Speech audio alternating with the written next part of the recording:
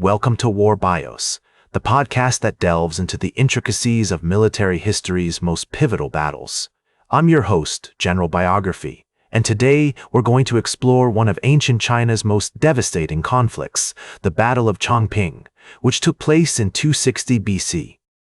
This epic clash between the Qin and Zhao states was a turning point in Chinese history, showcasing the brutal efficiency of the Qin war machine and the tragic consequences of underestimating a formidable foe. As we set the stage for this pivotal battle, let's journey back to the Warring States period, a time of relentless strife and shifting alliances that ravaged ancient China from 475 to 221 BC. The landscape was scarred by constant warfare, with 7 major states vying for dominance: Qin, Zhao, Wei, Han, Chu, Yan, and Qi. Our focus is on the state of Zhao, nestled in the northern regions of modern-day China, where the majestic Taihang Mountains gave way to rolling hills and fertile plains. The city of Handan, the capital of Zhao, was a thriving metropolis with a rich cultural heritage, while the strategic location of the city of Aiyu, near the border between Qin and Zhao, made it a crucial outpost in the conflict. The historical context of the Battle of Changping is deeply rooted in the complex web of alliances and rivalries that characterized the Warring States period. The Qin state, under the leadership of Duke Xiao and his brilliant prime minister, Shangyang, had been undergoing a series of reforms aimed at strengthening its military and administrative capabilities. Meanwhile, the Zhao state, ruled by King Shaocheng, was facing internal strife and external pressures from neighboring states. One such pressure came from the Qin state itself, which had been expanding its territories through a series of military campaigns. In 262 BC, the Qin general Bai Qi led a campaign into Han territory, capturing several key cities and forcing the Han ruler to surrender.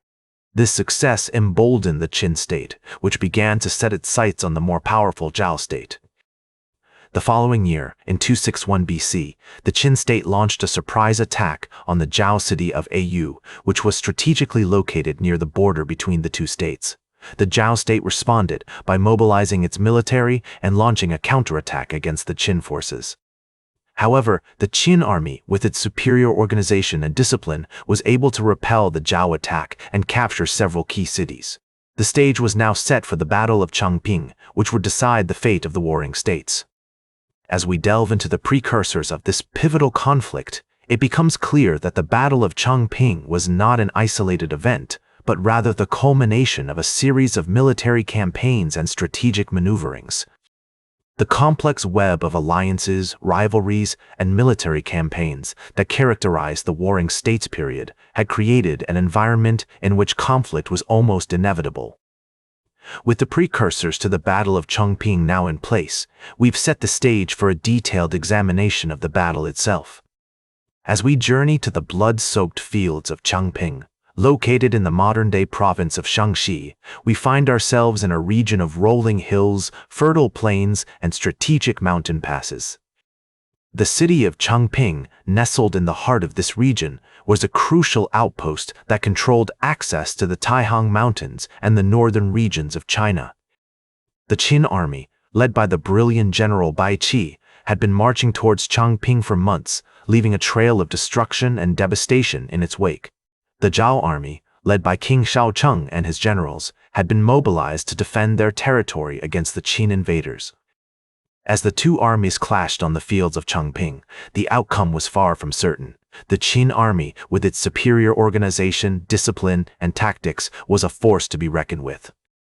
The Qin soldiers were armed with long spears, swords, and crossbows, and were protected by shields and armor. They were trained in the art of warfare and had been battle-hardened through years of campaigning against other states. The Zhao army, on the other hand, was a more traditional force, relying on its cavalry and infantry to carry the day. The Zhao soldiers were armed with shorter spears, swords, and bows, and were protected by lighter armor and shields. Despite being outnumbered, the Qin army had a significant advantage in terms of tactics and strategy.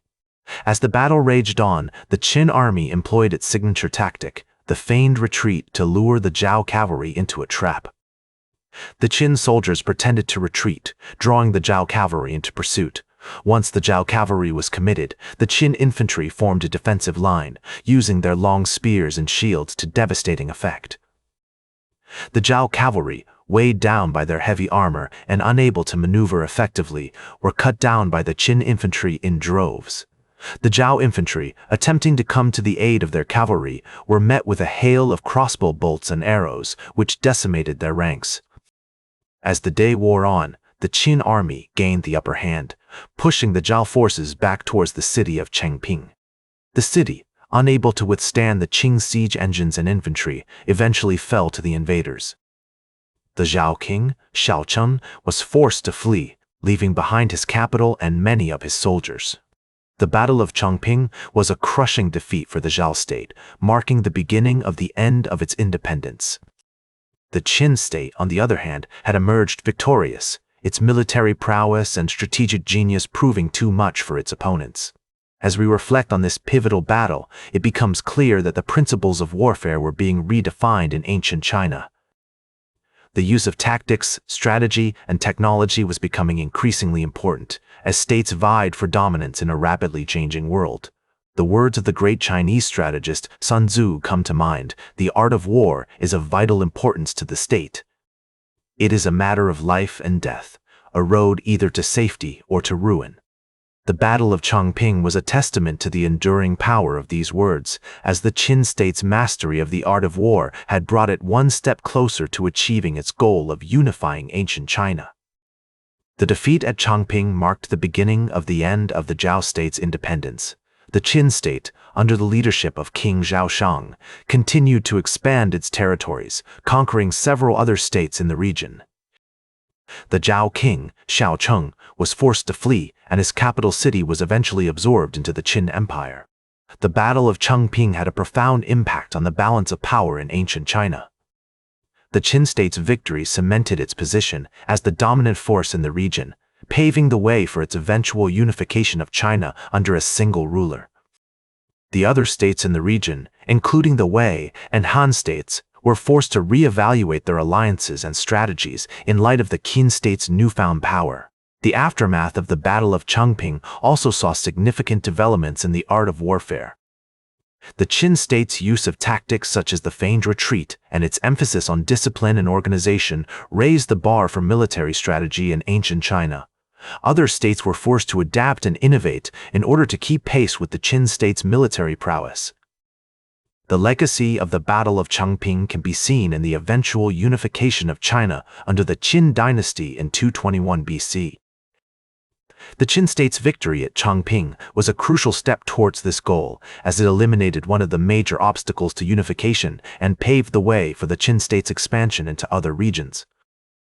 The historian Sima Qian, writing in his classic work, Records of the Grand Historian, noted that the Battle of Changping was a turning point in Chinese history, marking the beginning of the end of the Warring States period and the dawn of a new era of imperial China. The battle's impact can still be felt today, as it continues to influence Chinese military strategy and inform our understanding of the country's rich and complex history. The art of war is a matter of life and death, a road either to safety or to ruin, as the great Chinese strategist Sun Tzu so aptly put it.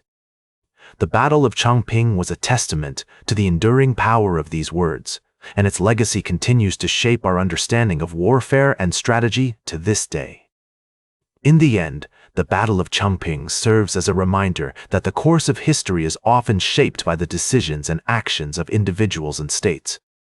The Qin state's victory at Changping was not inevitable, but rather the result of careful planning, strategic genius, and a deep understanding of the art of warfare. As we reflect on this pivotal battle, we are reminded of the importance of studying history and learning from the experiences of those who came before us. That's all for today's War Bios. Remember to like, share, and subscribe, and until next time, I'm General Biography reminding you to keep marching toward victory.